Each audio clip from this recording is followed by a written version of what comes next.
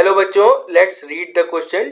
To charge particles placed at a separation of 20 centimeter exert 20 Newton of Coulomb force on each other. What will be the force if the separation is increased to 25 centimeter?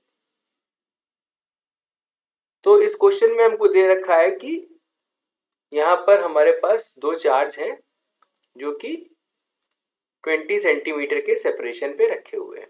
Okay, और उसमें जो force लग रहा है वो कितना लग रहा है? 20 न्यूटन का फोर्स लग रहा है. फाइन. अभी कह रहे हैं कि अगर इस सेपरेशन को हम 25 सेंटीमीटर कर देते हैं तो फोर्स कितना होगा. ठीक है, तो पहले हम फॉर्मूला लिखते हैं. फर्स्ट केस में F1 is equal to electrostatic force हो गया तो 4 पाई एप्सिलॉन नॉट.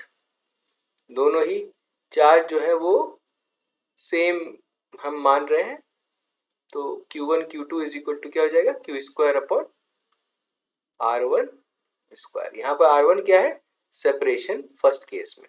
ठीक है, तो सेकंड केस में हम मान रहे हैं F2 कितना हो जाएगा? 1 upon 4 pi epsilon not Q1 Q2 यानी कि Q स्क्वायर, और इस बार सेपरेशन हो गया R2 स्क्वायर.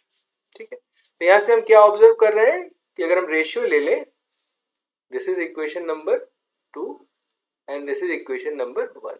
ठीक है, तो अगर इसका रेशियो ले लें 2/1, सो F2/F1 कितना हो जाएगा हमारे पास? R1 square upon R2 square. ठीक है, तो इसमें हम जरा वैल्यू डाल दें तो R1 कितना है? 20. सो 20 इंटू 20 अपॉन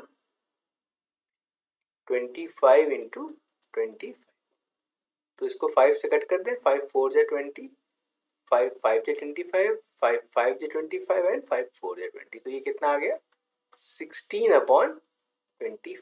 ठीक है, तो यहाँ से अगर हम F2 को निकालें तो F2 हमारे पास क्या आ जाएगा? 16 अपॉन 25 इंटू F1. ठीक है, और F1 कितना दिया था? 20. तो इसको मैं डाल देते हैं 16 अपॉन 25 इंटू 20. 5 से फिर कट कर दे. 5 5 जा 25 एंड 5 4. तो 16 4 जा 64 अपॉन 5. तो ये approximately it comes out to be 12.8 newton, और approximately we can write as 13 newton. इसको हम लोग 13 न्यूटन लिख सकते हैं. तो this will be our final answer.